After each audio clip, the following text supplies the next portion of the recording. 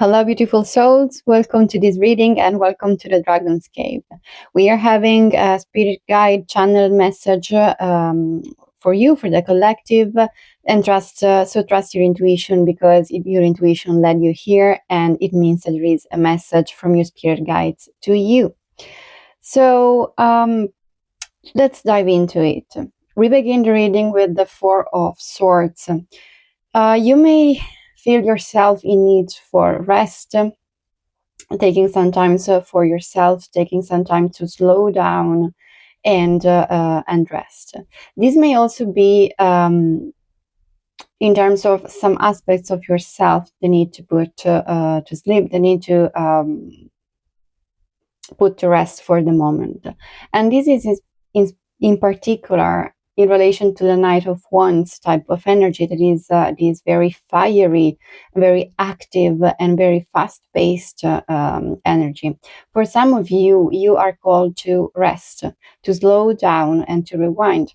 For some other of you, there is this energy that is very fiery and very reactive that needs to be really slowed down. It needs to be held back a little bit right now. This may be, for example, where you are very impulsive and very reactive. Instead of thinking, for example, before speaking, you just, react to the situation. There is something like that that is happening, or that you are called to do, or is anyway may happen in the near future. This is with the Judgment card. A moment of awakening, a moment to see something deeper and to heal this wound, this shadow, this pattern. So again, for some of you, this is a pattern, for example, of overgiving, overworking, doing too much and don't rest. And for others of you, this is about really pausing before reacting. Don't react impulsively, but actually stepping into a more balanced energy, because we also have justice. And justice is, of course, when things are brought back to balance, the balance is restored. And this is important because all of this fiery energy, all this fast-paced action, reaction, this is good if it is balanced. If it is out of balance, too much fire burns, and you don't want to get burned out, right? So there is this balancing and balancing of the scales that is happening or will be happening soon. And once again, this is healing, and this is also sort of awakening of a new aspect of yourself. With the Page of Wands, again, it's not about repressing this fiery energy, it's finding the balance. If in the right position, if in the right volume, in the right amount, the fire energy is actually very good, because otherwise you would feel like, sleeping all day, not doing anything. So it's about finding the right balance. With the Five of Cups and the Ten of Swords and the Wheel of Fortune and the World, we have a big cycle that is ending. This big cycle is related to the Five of Cups. The Five of Cups is, so just reading the card, there are three cups that are empty, that are that are empty, that are done, and two cups that are still that are there. It's just that the dragon in this case, or the person in the normal tarot, is not seeing. So these can mean different things. On the one hand is this energy of grief, but it's also the focus, putting the focus on what is not available, what is done, what is ended, what is finished, without noticing what is instead still there, offered to you. And so there is an invitation to put your focus in the right direction, but at the same time there is this energy of grief, of not being chosen, of not receiving, or not having, could even be this abandonment trauma. And this is transforming, this is ending. Not only this is ending with the Ten of Swords and also the World card, this is a big cycle that is ending, and this is opening to something new with the Wheel of Fortune. The wheel is turning, something new is coming. I also want to say that for some of you, okay, this is not for everybody, but for some of you, this Five of Cups energy was the reason for you were overreacting and very impulsive. What do I mean? So sometimes when we have a deep level of grief and sorrow, and we feel like we are not chosen, and we feel like we are not, for example, we have abandonment trauma. There may be this wound, this shadow, that is causing act, that is causing us to react, to be very defensive and very aggressive, even in certain cases, depending on your energy, depending on your character, of course, and your own story. But you may be understanding the certain patterns that you've been playing out for a long time, probably since your childhood, were actually just protective mechanisms of your own subconscious, were coping mechanisms, so that you were, for example, not allowing people close to you because you were afraid of being wounded, of being, for example, left behind by them. And so you were not allowing them to close, or you were, for example, another example could be you were fighting very much. You were, in communication, for example, you were fighting a lot. You were trying always to win over because you were actually afraid of not being valued enough by others, not being seen. So, whatever, this is going to be different for everybody. These are just examples. This doesn't have to be the thing that is real for you, okay? These are just examples. This is a collective reading, so use your discernment and take what resonates. But whatever the specific thing is for you, this is a deep pattern. This is a big thing that is ending. And I'm saying that this is a big thing because we have the Ten of Swords and the World together with the Wheel of Fortune. This is big energy. This is something important, a deep, karmic cycle. This again could be related to childhood. And this is transforming. And once again, this is the healing, the transformation, the awakening, for example, where you're able to see this unbalance in your energy. And once you see it, you're able also to heal it. And this is extremely powerful. I'm also I was also saying the thing about aggressiveness and, being aggressive, for example, in the communication, being fighting a lot, because we have the Emperor. The thing with the Emperor is that the Emperor is very controlling. There is the positive side of the Emperor and the shadow side of the Emperor. The positive side of the Emperor, the healed side, is owning the power and being in control of your own emotions. And this is extremely positive. And this is maybe the guidance for many of you of taking back the power, not allowing your emotions, your fiery emotions, to overthrow you, to be in control of you, but actually take this control back, understanding that it's on you to control your reaction, not on others, and not on your subconscious. It's on you, the conscious part of you. Because once you are healed and you heal the trauma, the wound that is deeper, you automatically step into this more aligned self, in this more aligned version of yourself, right? And yes. But on the other hand, the shadow side of the Emperor is the controlling. And this is not very positive, because being over controlling is a form of manipulation, for example, of others. And these fiery emotions that are coming through may have been a sort of manipulation, so that others, for example, were accepting you or were not showing you, for example, where you were wrong.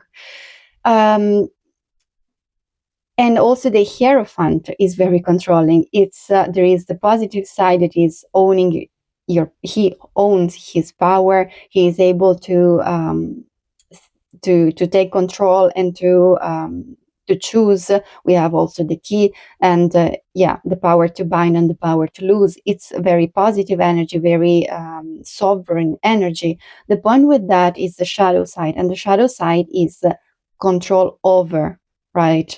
With the Pope, the Hierophant, it's the over controlling, it's the manipulation that is behind, and it's by balancing once again and releasing the control. This is a bit tricky, but releasing the control and at the same time owning your power is in this balance that the healing and the justice is restored. And once this is done, we have the Ace of Pentacles. The Ace of Pentacles is offering something new that is offered, a beautiful possibility, a beautiful offering. And what this is about with the Eagle King, the Phoenix, the Hawk Prince, and the Word Lord, this is this illumination of this big cycle that has ended, giving you back this power. With the Phoenix, it's a resurrection, but it's also the surrender to change. You may not be able, you are not able to control this, okay? Surrender, allow yourself to transform, allow yourself to heal. And we have this really fiery energy that is coming through. The point, once again, is understanding the balance. The phoenix needs to die, to be burnt before, so that it can rise again. There is a sort of shedding. Something needs to die, some aspects of yourself, some patterns needs to be released and to die, to be burnt, to burn away, so that the new healed version of yourself can rise. This is powerful and this is extremely beautiful. And this is allowing yourself to see the big picture, to understand that you've been brought here so that you could heal. It's not happening to you, it's happening for you. There is a reclamation of power that is happening, and the power is once again not controlling, not trying to be in control or manipulate the situation, but understand that you have control over yourself, releasing what is not needed anymore, what is holding you back, so that you can step in this new aligned version of yourself. And this is the Hawk Prince, is spirit communication, paying attention, reading the sign, understanding the synchronicity. The word Lord is about communication. But once again, also this element of power, he is a Lord. The thing is understanding the balance as well with your spirit guides, with spirit itself. It's not about trying to control and to manipulate and to it's about releasing control, allowing things happen, and seeing the bigger picture, seeing the lesson, not by refusing it, but owning the lesson, understanding it, learning it, so that you can evolve, so that you can resurrect. There is a fine balancing happening between the masculine, firing, controlling energy and the feminine energy. The feminine energy surrenders not because it's weak, because it attracts. The feminine energy attracts and allows things to come to her instead of controlling. And this is very important, because after this, once this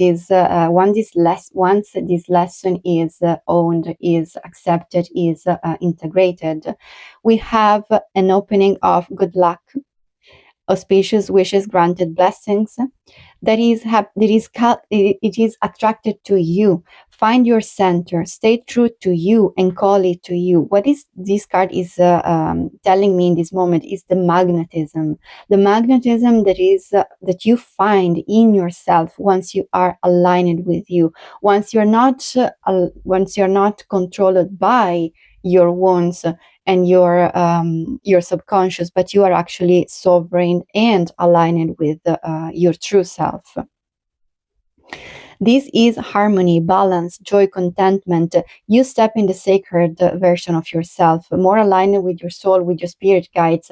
Instead of resisting the lesson, you accept it and you allow your spirit guides to work with you, not by refusing and fighting it, but actually surrendering and owning the lesson. There is this lesson is coming through this whatever this was. Let's say it was a challenge, this was happening so that you could see and heal this deep wound of you and balancing this energy. So once again, it's working with the spirits and not resisting this, that you will actually be able to step into the new version of yourself, manifesting what you want and what you're trying to manifest for yourself, because we have the arrow master at the bottom, hitting the mark, intention, detachment. This is my manifestation card.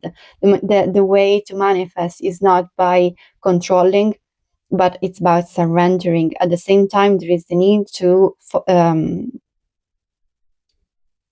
direct your focus and your intention in the right way. Once you align yourself with your intention and surrender so that the universe can bring it to you, there is when you're able to receive your manifestations. And once again, there is this deeper lining, this deeper meaning, this deeper message about this manifestation, because we have this Ace of Pentacles. This is a multi-layered reading. It's quite interesting.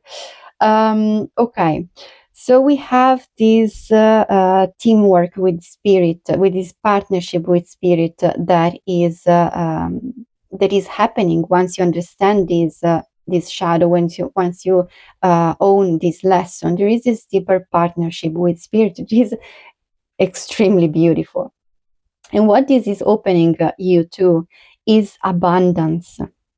Okay, it's abundance of Mother Earth, abundance of coming from nature. We have the gatherer, the hunter, and Pachamama.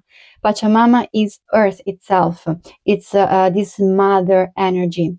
And the gatherer and the hunter, they know that whatever they need, they can find it in nature. They trust, and they trust nature, and they are able to find what they need exactly there. But this is really talking to me about this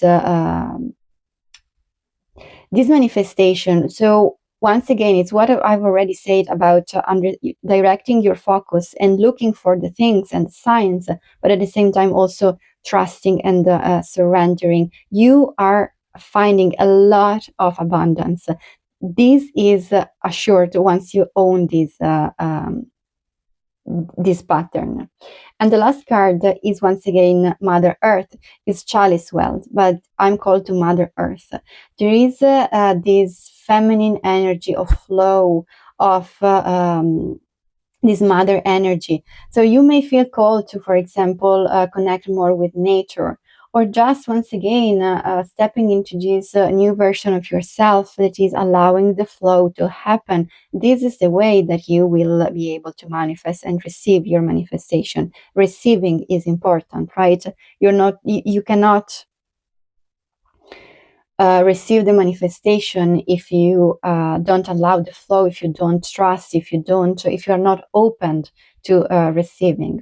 So the feminine energy, this is very important right now. Okay, so this is the message. This is beautiful and this is powerful. You may feel called to actually do some shadow work and journaling. This is absolutely very positive if you find yourself in this situation.